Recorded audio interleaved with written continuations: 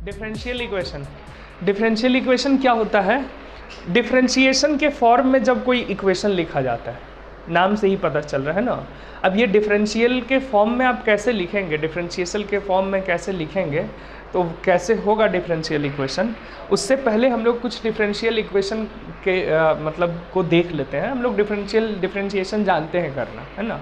तो मान लेते हैं किसी का डिफरेंशिएशन ऐसा आया कि dy by d x is equal to x plus y, मान लेते हैं ऐसा आया, है ना। या dy by d x is equal to x square y, कुछ भी ऐसा आ सकता है ना। तो इसी को हम लोग डिफरेंशियल इक्वेशन कहते हैं, ठीक है। कई बार ऐसा होता है डिफरेंशियल इक्वेशन में लिखना, यानी कि रेट ऑफ चेंज के टर्म्स में लिखना ज़्यादा आसान और ज़्यादा इंफॉर्मेटिव होता है विथ इन रिस्पेक्टिव टू अगर बात किया जाए नॉर्मल इक्वेशन के ज़रिए जब हम किसी चीज़ को दिखाते हैं। जैसे डिफरेंशियल इक्वेशन के ज़रिए अगर हम दिखा रहे हैं, यानी कि हम रेट ऑफ चेंज की बात कर रहे हैं। रेट ऑफ चेंज की अगर हम लोग बात किए हैं तो वहाँ से जैसे for example differential equation position versus time की अगर बात कर ले, या वेलोसिटी वर्सेस टाइम के टर्म्स में लिखा हुआ है मान लो, है ना। तो dv by d t is equal to something अगर लिखा हुआ है तो हम जानते हैं कि उसको इंटीग्रेट करेंगे तो हमको क्या मिलने वाला है ना, वेलोसिटी मिलने वाला है ना। फिर अगर हम उसको फर्दर डिफरेंशिएट करेंगे तो हमको एक्सेलरेशन मिल सकता है ना। तो वहाँ से हम कई बार ऐसा होता है कि हम हमारे लिए वो ज़्यादा मतलब इंफॉर्मेटिव भी होता है और ज़्यादा सूटेबल भी होता है। तो इसीलिए डिफरेंशियल इक्वेशन के टर्म्स में बात करते हैं। अब अगर मान लो वेलोसिटी की बात करनी है तो velocity v is equal to d s by d t, ये खुद ही डिफरेंशियल इक्वेशन, या acceleration is equal to v d v by d s बोलो, या फिर d two x by d t square बोलो, है ना। तो ये हम देख सकते हैं कि एक्सेलरेशन भी डिफरेंशियल इक्वेशन, यानी डिफरेंशियल सिंपल हार्मोनिक मोशन का जनरल फॉर्म है वो डिफरेंशियल इक्वेशन ही है, जो ज़्यादा इन्फॉर्मेटिव, जिससे ज़्यादा अच्छा हम इंफॉर्मेशन निकाल सकते हैं, है ना। तो इस तरीके से हम देखते हैं कि डिफरेंशिएशन के फॉर्म में जब कोई इक्वेशन लिखा हुआ है तो उसको हम लोग बोलते हैं डिफरेंशियल इक्वेशन। इतना तो आप लोग को समझ आ ही रहा है ना। इसके आगे की बात करते हैं। पहली चीज़ है ऑर्डर ऑफ डिफरेंशियल इक्वेशन।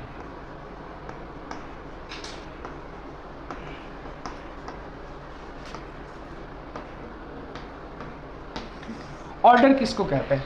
यानी कि जैसे हमने देखा a is equal to d two s by d t square, acceleration is equal to d two s by d t square, है ना। ये जो फॉर्म है ये इसमें क्या है, दो बार डिफरेंशिएट हुआ है ना, यानी कि एक बार आपने डिफरेंशिएट किया, जो आया उसको फिर से डिफरेंशिएट किया, उसको हम लोग कहते हैं पहले d y by d x निकाला, है ना, फिर दोबारा डिफरेंशिएट किए तो d two y by d x square निकला, जो आया था उसको आपने दोबारा डिफरेंशिएट किया। फिर इसको फिर से अगर आप डिफरेंशिएट करना चाहो तो d three y by d y square आएगा, डी एक्स स्क्वायर, ठीक है। तो इस तरह से हम देखते हैं कि हम जितने टाइम्स डिफरेंशिएट करते हैं, है ना, और अगर वो इक्वेशन में मान लो दो बार डिफरेंशिएट करके लिखा हुआ है ना, तो हो सकता है एक बार वाला भी प्रेजेंट हो, दो बार वाला भी प्रेजेंट हो, है ना। कोई इक्वेशन ऐसा भी हो सकता है कि d two y by d x square plus d y by d x is equal to 1, ऐसा कुछ आ रहा है ना, ऐसा भी आ सकता है। तो ये हम कह सकते हैं कि जब भी हम डिफरेंशियल इक्वेशन की बात कर रहे होते हैं तो ज़रूरी नहीं है कि एक ही टाइप का डिफरेंशियल फॉर्म मौजूद हो, अलग अलग डिफरेंशियल फॉर्म मौजूद हो सकते हैं। यानी कि एक बार डिफरेंशियल किया हुआ वो प्रेजेंट हो सकता है, दो बार डिफरेंशिएट करके हम वहाँ आ सकता है, d three y by d x cube आ सकता है, तीन बार डिफरेंशिएट करके आ सकता है, दोनों का सम आ सकता है ना। तो वैसे केसेस में अब हम लोगों ने देखा कि कितनी बार मैक्सिमम डिफरेंशिएट किए, यानी जब आप फिज़िक्स में देखते हैं कि उस इक्वेशन की पहचान कैसे की जाए कि इक्वेशन कैसा है, या वो कैसे इक्वेशन से क्या आप ज्योमेट्रिकल रिजल्ट निकाल सकते हो, क्या कंक्लूजन निकाल सकते हो, वो डिपेंड करता है कि कैसा इक्वेशन है, यानी कि उसमें कितनी बार डिफरेंशियल उसमें मौजूद है ना। तो कितनी बार डिफरेंशियल, जैसे इसमें दो बार मौजूद है, एक बार मौजूद है ना। तो पहले तो इसको हम लोग बोलते क्या है, जब दो बार डिफरेंशियल किया हुआ हो तो हम लोग इसको बोलते हैं ये सेकेंड ऑर्डर का डिफरेंशियल है, सेकेंड ऑर्डर का डिफरेंशियल है ना। ये फर्स्ट ऑर्डर का डिफरेंशियल है, ठीक, ये थर्ड ऑर्डर का,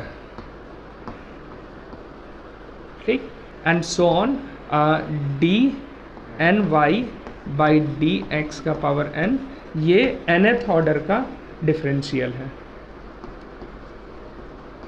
ठीक है। तो ऑर्डर ऑफ डिफरेंशिएशन किसको बोलेंगे? किसी भी डिफरेंशियल इक्वेशन में जो मैक्सिमम ऑर्डर मौजूद होगा, है ना, मैक्सिमम ऑर्डर का डिफरेंशियल जो भी मौजूद होगा वही ऑर्डर ऑफ डिफरेंशियल इक्वेशन कहलाएगा। यानी कि इस इक्वेशन के लिए क्या है order of differential equation? 2, maximum 2 यहाँ अवेलेबल है ना। तो ऑर्डर क्या है? The maximum order of derivative in a differential equation is called differential order of differential equation.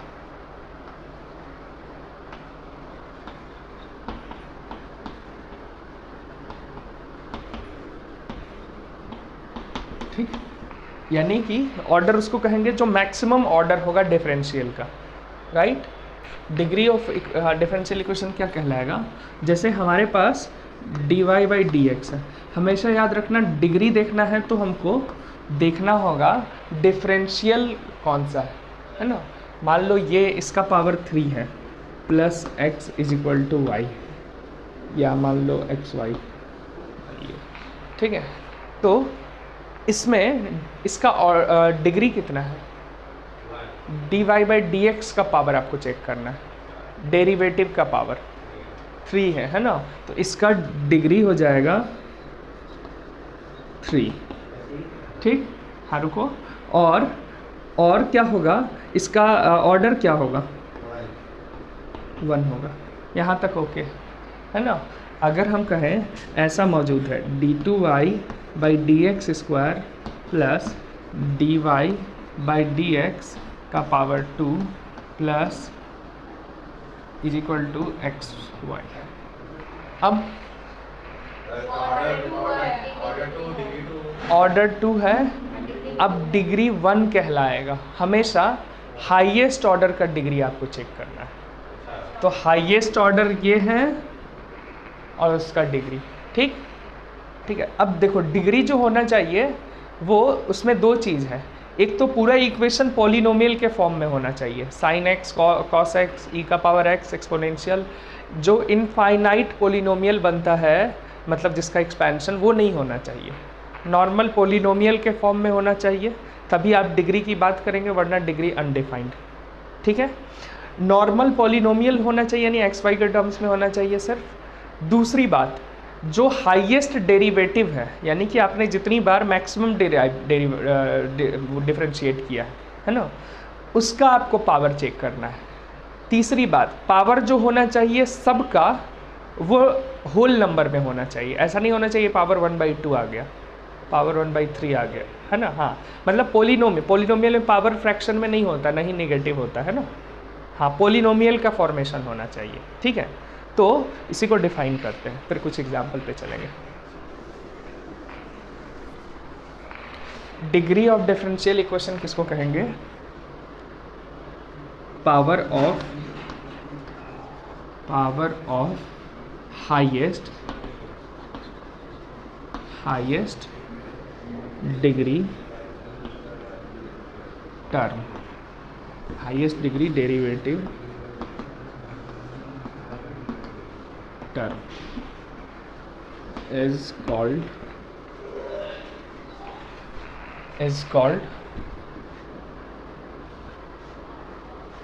degree of polynomial, degree of differential equation, ठीक है। इसमें एक और पॉइंट क्या होगा, डिग्री ऑफ तभी हम देख सकते हैं जब वो पॉलिनोमियल के फॉर्म में हो, है ना, यानी कि सबका पावर होल नंबर, है ना, power of each derivative must be whole number। ठीक है, जैसे एग्जाम्पल लेते हैं 1 plus d2y by d x square का root plus dy by d x is equal to x. ठीक, इसका कितना हो जाएगा, डिग्री और इसका ऑर्डर।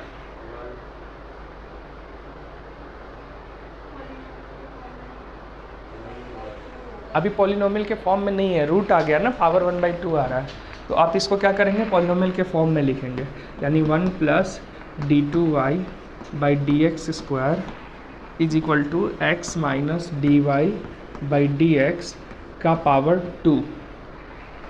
अब ये हो गया ना, तो अब देखो अब क्या है, ऑर्डर क्या है, ऑर्डर है 2, दो डिग्री है 1, है ना, तो इसका ऑर्डर हो जाएगा 2 और degree 1।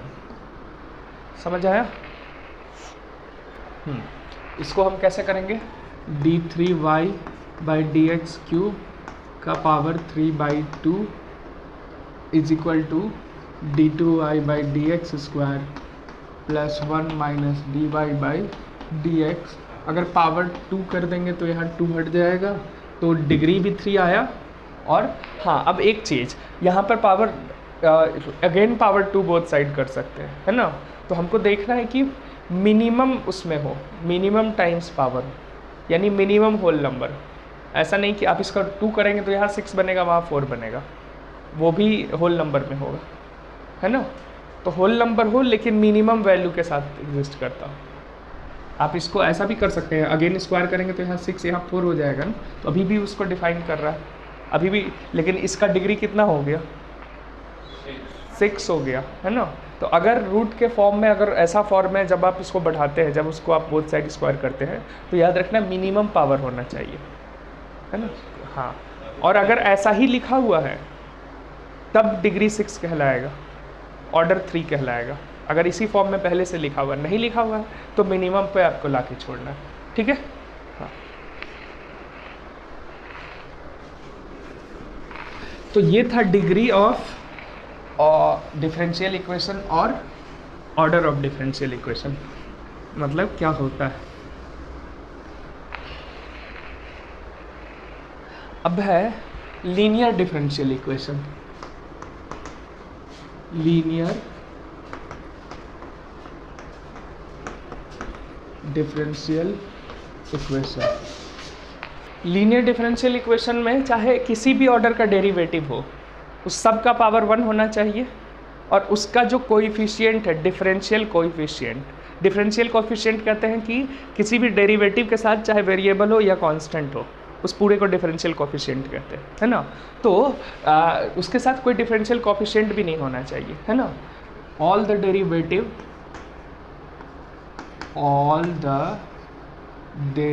if all the derivative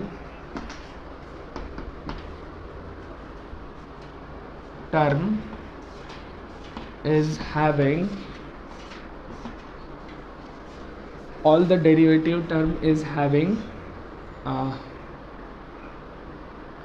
having degree 1 and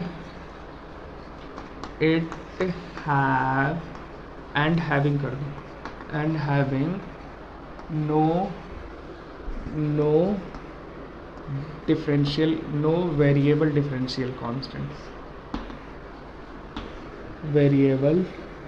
differential constants, ठीक है। Then it is known as linear differential equation. जैसे d2y by d x square plus x d y by d x is equal to y, ये linear differential equation नहीं है। क्यों नहीं है? क्योंकि d y by d x के साथ एक वेरिएबल आ गया, इसका जो कोएफिशिएंट है, इसका ये x जो है d y by d x का कोएफिशिएंट है, डिफरेंशियल कोएफिशिएंट कहलाता है ना। तो डिफरेंशियल कोएफिशिएंट वेरिएबल अगर आ गया तब लीनियर नहीं कहलाएगा, तो ये हो गया non linear, otherwise non linear होगा, है ना। लेकिन यही ऐसा है d2y by d x square plus 2dy by d x is equal to y. अब ये लीनियर डिफरेंशियल इक्वेशन कहलाएगा, ये लीनियर कहलाएगा, ठीक है।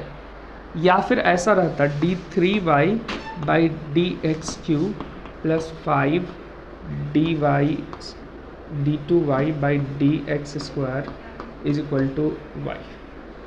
अभी भी ये लीनियर है, अभी भी ये लीनियर कहलाएगा, यानी कि लीनियर होने का ऑर्डर से कोई मतलब नहीं, ठीक है। बस डिफरेंशियल कोएफिशिएंट वेरिएबल नहीं होना चाहिए, ठीक है, और इसका पावर 1 होना चाहिए। जो भी किसी भी ऑर्डर का डिफरेंशियल मौजूद है उसका पावर 1 होना चाहिए। अगर इसका पावर 2 हो गया तब भी ये नॉन लीनियर हो जाएगा। समझ आया? तो इस तरह से हम देख सकते हैं, इसको हम लोग लीनियर डिफरेंशियल इक्वेशन कहते हैं। डिफरेंशियल कोएफिशिएंट किसको कहते हैं? किसी भी ऑर्डर के डेरिवेटिव के साथ उसके मल्टीपल में जो भी रहे, कांस्टेंट हो या वेरिएबल हो, है ना। तो general form of linear differential equation क्या होगा उसको लिखते हैं बेटा, ठीक है। जनरल फॉर्म ऑफ लीनियर ही कर दे डिफरेंशियल इक्वेशन, ठीक है, ऑफ डिग्री 1, ऑफ डिग्री 1 कर दो। डिग्री 1 जब हो तो उसका क्या होगा? तो d y by d x हो सकता है ना, d y by d x रह सकता है, d2y by d x square रह सकता है, d3y by d x Q हो सकता है, एंड सो ऑन, लास्ट में dny बाई डी एक्स का पावर n कर देते हैं, ठीक।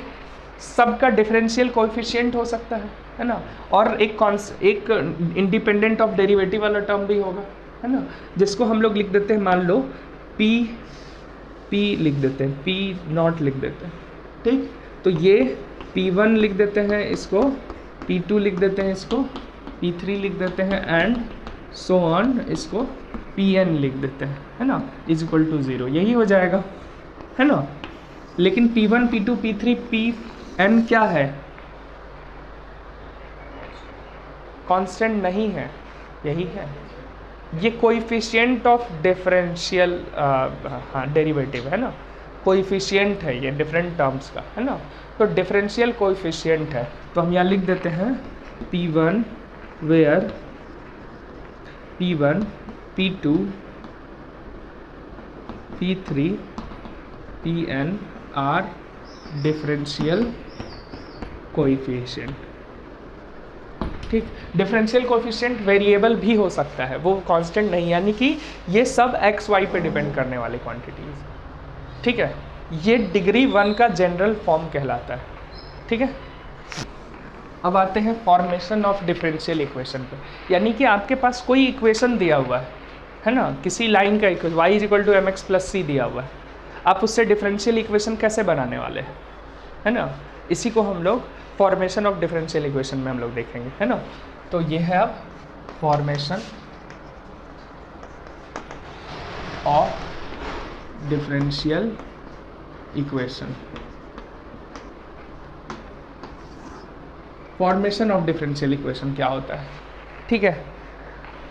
अब देखो, कोई भी इक्वेशन होगा तो उसमें ज़रूरी नहीं है कि कांस्टेंट सारा कांस्टेंट गिवन हो, सारा कांस्टेंट का वैल्यू आपको पता हो, है ना। उस कांस्टेंट को आप m y equal to m x plus c से रिप्रेजेंट करते हैं, जहाँ एम और सी क्या होता है, कांस्टेंट होता है। कैसा कांस्टेंट कहलाता है ये? कांस्टेंट दो टाइप का होता है ना, एक एब्सोल्यूट कांस्टेंट, एक होता है एब्सोल्यूट कांस्टेंट और दूसरा होता है आर्बिट्री कांस्टेंट।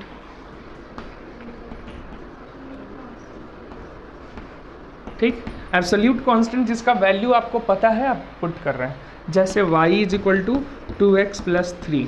आर्बिट्री कांस्टेंट के टर्म में जब कोई इक्वेशन लिखते हैं, सॉरी ये कांस्टेंट का नहीं एग्जांपल है, एब्सोल्यूट कांस्टेंट 2 3 जितने नंबर्स हैं, है ना, लेकिन कांस्टेंट को जब आप आर्बिट्री कांस्टेंट से दिखाते हैं, यानी कि ए बी सी एक्सेट्रा से दिखाते हैं, होता कांस्टेंट ही है, वेरिएबल नहीं, लेकिन आप जब इस टर्म में दिखाते हैं अल्फ़ाबेटिकल टर्म में, तो उसको आर्बिट्री कांस्टेंट कहते हैं। आर्बिट्री कांस्टेंट यानी कि जैसे जैसे उस कांस्टेंट का वैल्यू बदलेगा, कुछ वैसे ही प्रॉपर्टी चेंज होती जाएगी। फॉर एग्जांपल इक्वेशन अगर हम लिखते हैं y is equal to 2x plus 3, है ना, तो हमें पता है इसका ग्राफ ऐसा होगा, है ना, लेकिन हम लिखते हैं y is equal to minus 2x plus 3, तो हम कहते हैं कि ऐसा होगा, है ना। फिर हम लिखते हैं y is equal to minus 2x minus 3, तो हम कहते हैं ऐसा होगा, और y is equal to minus 2x minus 3 अगर लिखते हैं तो ऐसा होगा, है ना। तो क्या है, जैसे जैसे तो हम इन सब का एक जनरल फॉर्म बनाते हैं, क्या, y is equal to m x plus c का जब फॉर्म हो तो अलग अलग स्ट्रेट लाइन का इक्वेशन ये देने वाला है, ये समझ आया। और स्ट्रेट लाइन का इक्वेशन अगर ये देगा अलग अलग y is equal to m x plus c, तो यहाँ पर आपने अब ये जो m और c को आपने किया, ये जो 2 3 माइनस 2 3 माइनस 2 माइनस 3 2 माइनस 3 आ रहा था, आपने इसको आर्बिट्री कांस्टेंट का नाम दे दिया, क्योंकि जैसे जैसे आर्बिट्री कांस्टेंट का वैल्यू आप डाल रहे हो अलग अलग, वो अलग अलग कैरेक्टरिस्टिक का ग्राफ आपको मिल रहा है ना, अलग अलग कैरेक्टर आपको मिल रहा है, ठीक है। तो इस इक्वेशन का कैरेक्टर थोड़ा थोड़ा बदल जा रहा है, लेकिन क्या इक्वेशन बदल रहा है? नहीं, इक्वेशन में एक खास सिमिलैरिटी भी है ना। तो हमने कहा ये m और c क्या कहलाया, आर्बिट्री कांस्टेंट कहलाया, ठीक है। तो किसी भी इक्वेशन को, अब याद रखना, किसी भी इक्वेशन को जब हमको चेंज करना है डिफरेंशियल इक्वेशन में, तो उसमें जितने भी आर्बिट्री कांस्टेंट हैं, जितने आर्बिट्री कांस्टेंट हैं उनको हमको हटाना पड़ेगा, ठीक है। यही हमारा टारगेट होगा। कैसे हटाएंगे? डिफरेंशिएट करके। जैसे इसको हम डिफरेंशिएट करेंगे एक बार तो c हट जाएगा, है ना, और फिर m हटाने की बारी आएगी, dy by d x is equal to m x आएगा, है ना। मान लो अगर हमको इसको डिफरेंशियल इक्वेशन में लिखना है तो हमें इस आर्बिट्री कांस्टेंट को हटाना है, बस यही हमारा टारगेट होगा। यानी डिफरेंशियल इक्वेशन क्या है, डिफरेंशियल फॉर्म में इक्वेशन हो और आर्बिट्री कांस्टेंट को हम हटा दें, आर्बिट्री कांस्टेंट उस इक्वेशन में दिखे ही ना, ठीक। वो कैसे हो सकता है? तो dy बाई डी एक्स आपने डिफरेंशिएट किया तो c कांस्टेंट का डिफरेंशिएशन तो 0, dmx by d x plus d c by d x, ये तो 0 ही हो गया, और ये क्या हो गया, m बाहर आ गया, dx बाई डी एक्स 1 हो गया, है ना, और ये आ गया dy बाई डी एक्स, ये आ गया हमारे पास, है ना। लेकिन अभी भी ये m हटा नहीं है ना, अभी भी आर्बिट्री कांस्टेंट के रूप में मौजूद है। तो आपने क्या किया, दोबारा डिफरेंशिएट किया, d2y by d x square is equal to 0, यही इसका डिफरेंशियल इक्वेशन है, ये समझ आया। यानी आर्बिट्री कांस्टेंट को आप हटा दो, हो सकता है यहाँ पर 2 दे दे तो एक ही बार डिफरेंशिएट करके काम हो जाए, है ना। देखो ये एक पर्टिकुलर डिफरेंशियल इक्वेशन है जो कि हर एक स्ट्रेट लाइन को शो कर रहा है, राइट। ये एक ऐसा डिफरेंशियल इक्वेशन है जो एक्स वाई प्लेन में हर एक स्ट्रेट लाइन का इक्वेशन बन गया, राइट। ये सब लोग समझ रहे हैं, क्योंकि ये स्ट्रेट लाइन का इक्वेशन। लेकिन अगर हम दे देते y is equal to 2x plus c, है ना, तो इसको डिफरेंशिएट करो, इसमें आर्बिट्री कांस्टेंट कितना है, 1 है, तो 1 है मतलब सिर्फ c है ना आर्बिट्री कांस्टेंट, तो हमको सिर्फ एक बार डिफरेंशिएट करेंगे तो काम हो जा रहा है, dy by d x is equal to 2 आ रहा है ना, यही इसका डिफरेंशियल इक्वेशन है। नाउ डिफरेंशियल इक्वेशन अलग अलग ऑर्डर का है, लेकिन ये भी स्ट्रेट लाइन का इक्वेशन है, सेट ऑफ स्ट्रेट लाइन का इक्वेशन है, और ये भी सेट ऑफ स्ट्रेट लाइन का इक्वेशन है। अलग अलग ऑर्डर के होने के बावजूद ऐसा लग सकता है कि अच्छा ये तो हायर ऑर्डर का है तो कहीं ये कर्व तो नहीं बन रहा है, क्योंकि ये हम लोग देखें कि हायर पावर बढ़ता है लेकिन ऑर्डर और डिग्री में फ़र्क होता है, इसीलिए ये लीनियर है। समझ आया? ऑर्डर और डिग्री का एक फ़र्क होता है, ये दोनों ही लीनियर इक्वेशंस का ग्राफ है, मतलब एक स्ट्रेट लाइन का रिप्रेजेंटेटिव है। अब इसमें और इसमें क्या फ़र्क है? ऑर्डर डिफरेंट है लेकिन ज्योमेट्रिकली क्या डिफरेंस है?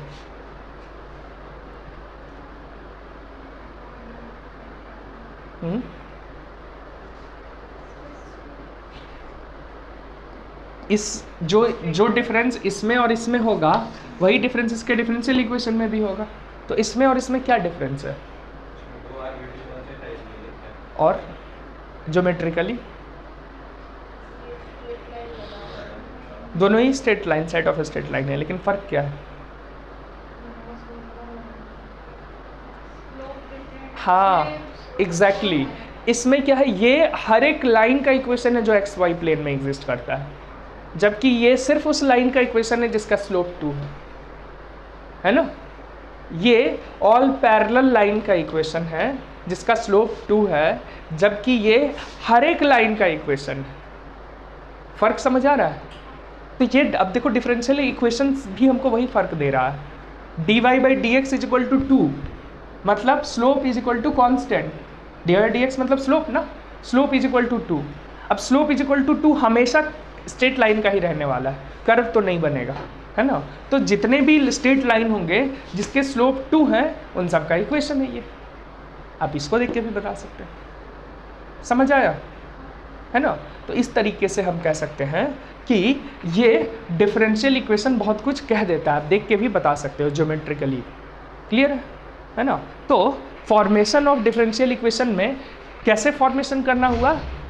The differential equation is formed by, इसको हम लोग कैसे कहें, by exceeding all the absolute all the arbitrary constants, है ना। तो ये लिख देते हैं, equation is formed by removing all the arbitrary constants by using derivatives। समझ आया कैसे फॉर्म करना है? ठीक है, यही है फॉर्मेशन डेरिवेटिव का। ठीक है, अब ये कैसे करना है, अलग अलग इक्वेशन होगा, अलग अलग करना होगा। अब यहाँ से वही चीज़ करना है जो डिफरेंशिएशन में अभी तक आप लोग करते आए।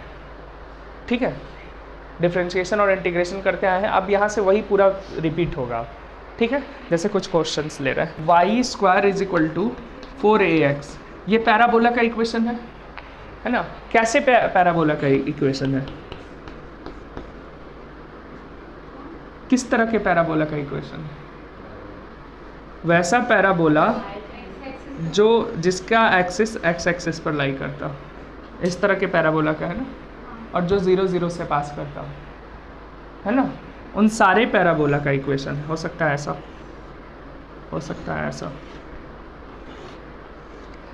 जो जितने पैराबोला 0 0 से पास करता हो और एक्स एक्सिस उसका एक्सिस हो, उसका इसका ग्राफ ऐसे ही बनेगा।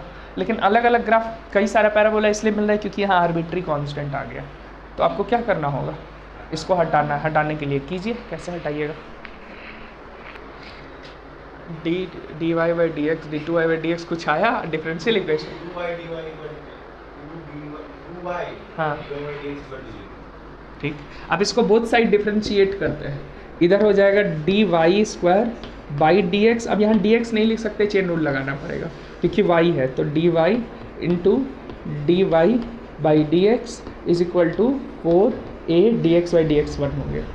ठीक, तो ये हो गया 2y dy by d x is equal to 4a, 2 से 2 टाइम्स में y dy by d x is equal to 2a, right. अब क्या करेंगे, कोई कह सकता है यहाँ से अगेन डिफ्रेंशिएट कर देते हैं, काम हो जाएगा। याद रखना मिनिमम टाइम ऑफ डिफ्रेंशिएशन आपको यूज़ करना है। एक बार में काम हो जा रहा है तो एक ही बार, और आमतौर पे जितना वेरिएबल है, जितना आर्बिट्री कांस्टेंट है, उतना ही टाइम डिफ्रेंशिएट करना है। तो एक ही है तो एक से ही आपका काम हो जा रहा है। कैसे हो रहा है, ए का वैल्यू यहाँ से क्या आ जाएगा, y/2 dy/dx ना, उसको यहाँ पुट कर दो, y² = 4y/2 dy/dx into x। तो ये 2 2 जा 4 और y² = xy dy/dx, यही इसका डिफरेंशियल इक्वेशन है। समझ आया। जितना जितना आर्बिट्री कांस्टेंट उतना ही टाइम्स, उससे ज़्यादा नहीं करना है। उससे कम हो सकता है तो अच्छी बात है, ठीक है, उससे ज़्यादा नहीं होना चाहिए। ठीक है, तो मैच करा लेना। हाँ, बोथ साइड डिफ्रेंशिएट करेंगे तो यहाँ आ जाएगा अगेन 2y dy/dx जो नीचे किए थे, यहाँ भी y² को किए थे, is equal to m a² तो कांस्टेंट है तो ये तो ज़ीरो हो जाएगा, माइनस m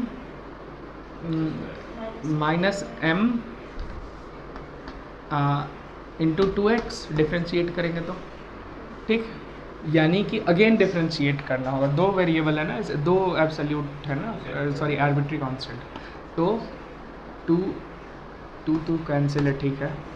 y फिर से डिफ्रेंशिएट करेंगे तो y into d2y/dx² plus u into v लगा रहे हैं, प्लस dy/dx का होल स्क्वायर, क्योंकि dy/dx है और ये भी dy/dx हो जाएगा, इस इक्वल टू माइनस m आ जाएगा, ठीक। माइनस m के जगह यहाँ पुट कर दो तो माइनस m इंटू एक्स, यानी इतना into x is equal to y dy/dx आ जाएगा। इक्वेशन 1 और 2 से हम लोग क्या कंक्लूड कर सकते हैं,